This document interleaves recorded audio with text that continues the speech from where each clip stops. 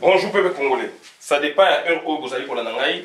Ngaï de Konabino Christian Bola bien membre peuple Mokonzi peuple souverain, combattant résistant révolutionnaire, PNI donc ezali politicien non institutionnel. Bande Konangaï donc toye awa pona koloba ko expliquer ko éclairer peuple na biso na makambo ezali ko leka lelo na Pweto na Katanga tozali ko mona aventure ezali ko salama mais to évokaka hein, président. On a connu des présidents na Congo. Personnellement moi j'en ai connu deux tant na na Congo, président Mobutu et président Laurent Désiré Kabila. Président Kasavubu donc autant où yé bokonzi sila équipe donc tant à kufa kinga na zali mona muke et donc na monié boité na pouvoir mais na tangié na moni pe ba vidéo. Donc bande konanga to zala vraiment attentif ensemble na makam auto zali ko sala donc yango to ekoloba précisément ba makam mingi za ko leka leo na Congo ndeko na ngai en temps normal ko sala mati en temps normal ko sala mati to zali en temps de conflagration politique ou en temps d'occupation de to faire donc bande konanga to sala deux tableaux. Au papier na bik na fait au Kaboula en deux na gauche na yo ou na droite na yo ngai gauche au commis donc acte de volonté réfléchi na droite na nga ou na gauche na oti acte de volonté non réfléchi. Il y a gouvernement ou il y a régime, il y a Hippolyte Kanambe botala sko makambo ezali ko sama bo pointer acte makambo salami. Est-ce que c'est acte de volonté réfléchi à gouvernement ou pas? Est-ce que c'est acte autorisé? Autorisé, non autorisé. Autorisé, non autorisé. Acte de volonté réfléchi, toke musika. Au papier, au Kaboli en deux, au Tchesiko, acte autorisé par les gouvernements, acte non autorisé par les gouvernements. Na le boko ya gauche nangai, ezali droite na yo. Le boko ya droite nangai, le la droite nangai, ezali donc gauche na yo. Au saliango, acte autorisé 1. Botala ba acte ba comportement de sama na Congo. Mutu boy politicien boy asali makambu boy. Est-ce que ezali autorisé ou pas? Réaction à gouvernement za ndenge nini? En temps normal, réaction na ngeza ka ndenge nini? Il faut peut ba réponse au monde ah donc voilà donc eloko esami boye, il y a pas de réaction normale donc c'est que occupation. Acte autorisé à travers la République. Mouvement par-ci, mouvement par-là. Basoda bakayin koto, basoda bakayin koto. Est-ce que en temps normal, et loko est-ce que ekoyiko sera autorisé ou pas? Et loko nini ezali non autorisé na moment oyo depuis afideli na Congo. Yango na bandeko na ngai c'est un petit exercice et ko pesa ba lumière na ba réflexion na biso et ko pesa ba idée na ba réflexion na biso au lieu que toke na musika puisque bat mususu ba vivaki na période ya Mobutu ba mususu ba vivre na période de Laurent Désiré Kabila ba mususu ba vivre ngote bazali libanda et puis mususu azali na kata mboka mais aza ko mona te ndeko na ngai eza bongo oza na kata mboka mais ozo comprendre te makambo ezo leka na kata mboka. Donc il y a un moment où on a exercice sur la bande de to faire attention bande donc tous à la attentif. Bande lokola ya Kivu nyonso surtout banande. Bande kona soki bazali na esprit oyo ezali lelo yo na bande kona biso mususu ou esprit ezali lelo na Congo. En dehors il y a 3 provinces wana. Nemboke kenda. Nemboke kenda.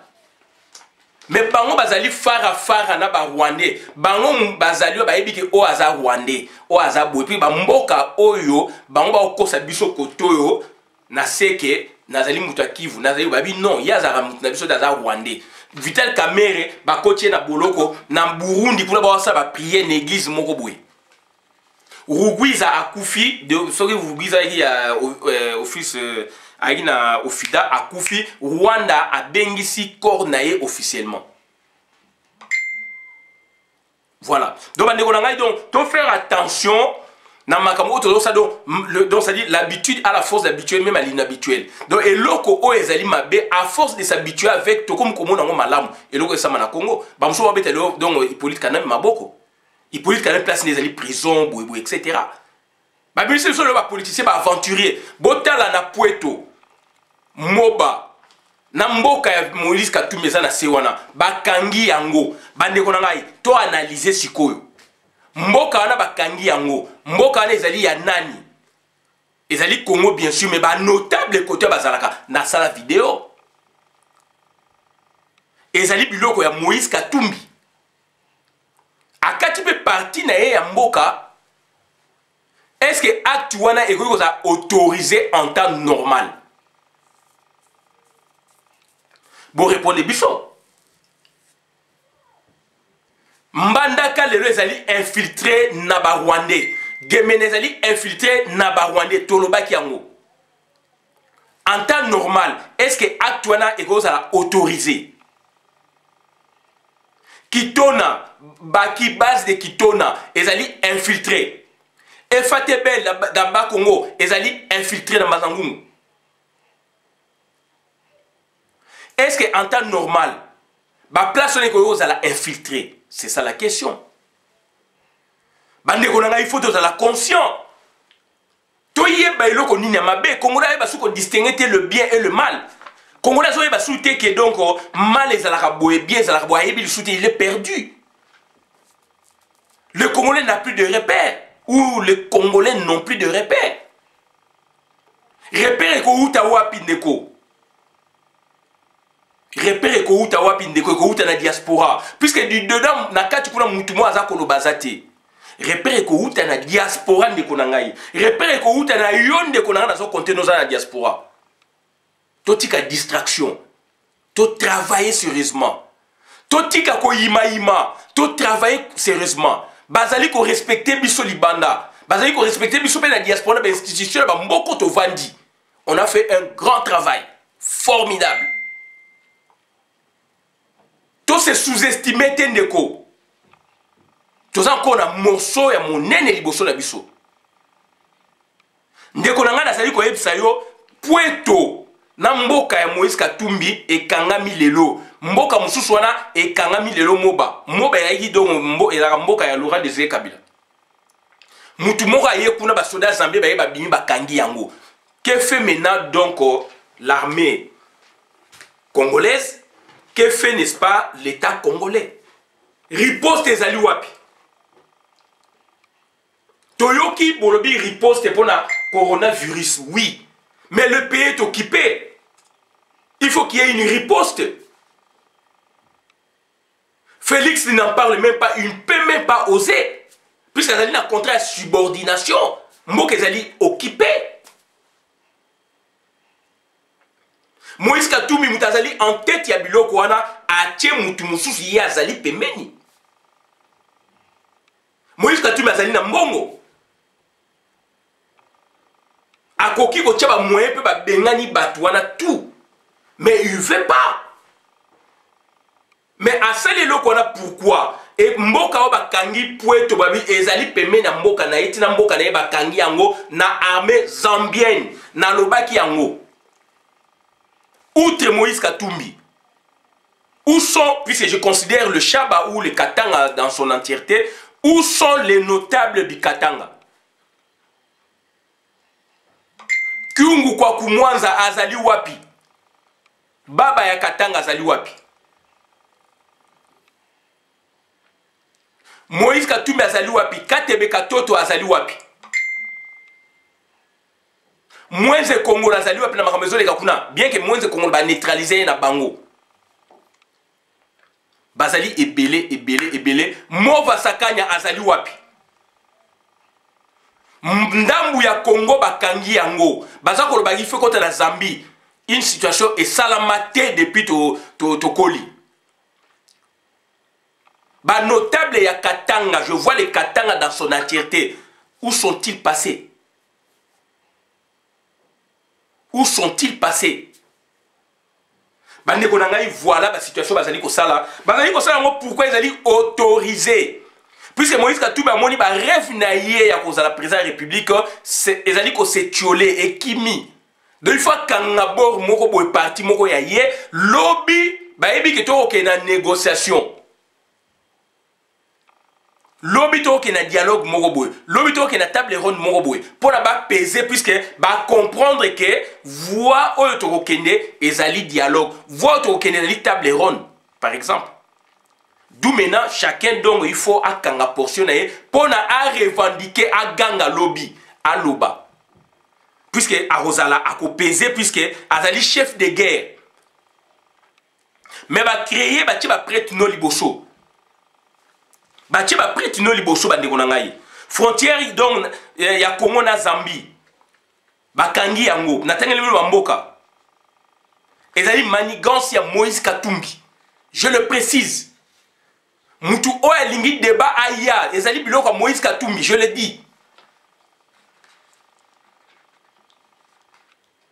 Puisque lac moko ezali côté wana, bande ko nanga bolanda nga malamu. Kongo na to découvrir yango te. Toza ko wela ko ya mboka ya poto, mais mboka na biso profondément to yebi yango te. Côté wana, lac moko ezali wana, Moïse Katumbi, il a fait venir, n'est-ce pas, des experts internationaux pour la prospection et la matière première.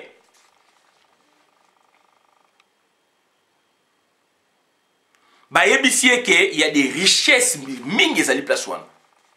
Bah, diamant, bah, boye, lac moko ezali bah, poisson, bah, boye, bah, matière musu to yebite. Donc, c'est très important. Équateur déjà, bazingi yango, mbandaka gemina, tolubaki yango, Guadolite, bakanga ki avion kuna, mboka ezali na guerre virtuelle. Bandu nuboko yoka pe eningani, bangombe ninganaka, bandu ne ninganaki. Na yumbi, bandu ndeko ningana. Nazo souhaité ngote mais d'après makam naza koloba bandu ndeko ningana. Puisque c'est périphérique, il y a Kinshasa.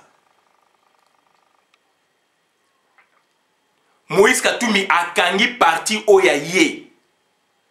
Nanko. En temps normal, est-ce que Salama, président de la République, il faut déclarer état de siège. État d'urgence, par exemple, pardon, état d'urgence. Ou des sièges, hein, ça dépend. Ah oui, qu'on déclare en gros. Tout ça la guerre. Koto kuna bakanga parti, koto kuna bakanga parti, koto kuna bakanga parti. Ya ye ko kanga kote wana esalamate. Eza parti ya mboka ya mama na eza nakati. Et à agrandir en oti ba Puerto, ba Moba, etc. C'est Moïse Katumbi mutazali wana. Pour ayebi que Félix Azani na pouvoir te. Amoni ke ba rêve na ye ya koza président et baby do ye pa kangi parti na ye mokolo toko soolaka boko benga ye pour na apaiser. Voilà. Donc, Bazali est chef de guerre, mais non déclaré. Puisque le gouvernement a beau déclaré, on a déclaré, on est un gouvernement. Datation, on est un gouvernement. Le gouvernement a beau déclaré. A beau déclaré situation éthique bongo. Yangona bande konangai, tout ça, coup d'état, ils allaient remède thérapeutique. Moment où ils allaient coup d'état sur les salles mais qui toko mingi na Congo pour la to sokola bo soto wana nyonso donc il y a une solution militaire ils allaient essentiel il y a coup d'état militaire na moment où Congo donc ils allaient score dans la position la situation mais qui toko ya coup d'état militaire donc président oya koya oya kosa coup d'état bande konanga akozala héros na kati ya Congo ou révolution populaire, soit salami, ko bengana batouana, révolution trouble pillage, ko bengana batouana, nyos tout donc, c'est-à-dire, donc, voilà. Et batuna Congo, il faut battre l'élément. Bissoum te opé, ça va courage. Kotina bambongo, na confinement awa, baleli, mais balingi ko télématé. Et c'est dangereux, bande konangai. Balingi ko télématé, c'est dangereux. Il faut coup d'état et salama. C'est le moment propice pour un coup d'état salama na Congo. mboke katani ba Congo ezali na ba Rwandais bazali wana ba base wana ba Rwandais ba komi kosoma ba village na ba Congo comme déchiqueté militairement et donc voilà territorialement aussi puisque ba sombi so ba village ba oteka ba village to sel ba vidéo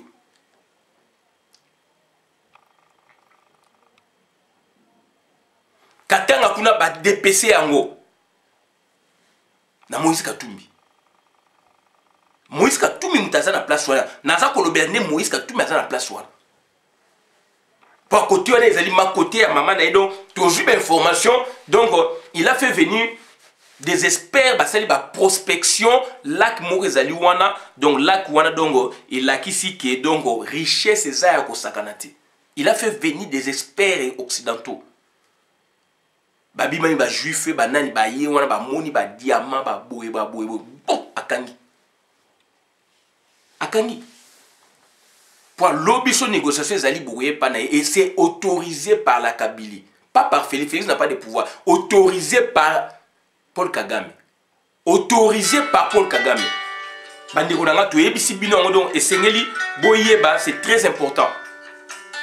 Nazo rappelons dans 2 minutes. Nazo rappeleux. Donc bandeko nanga donc voilà situation oyo tozali koloba yango wana. Mboka na biso donc c'est-à-dire frontière ya Zambie boye c'est Moïse Katumbi azana manœuvre wana. Pourquoi? Parce que aibi ki ba pour parler moko ezakoya pour na yé apaiser et ezali ploya ba tout power.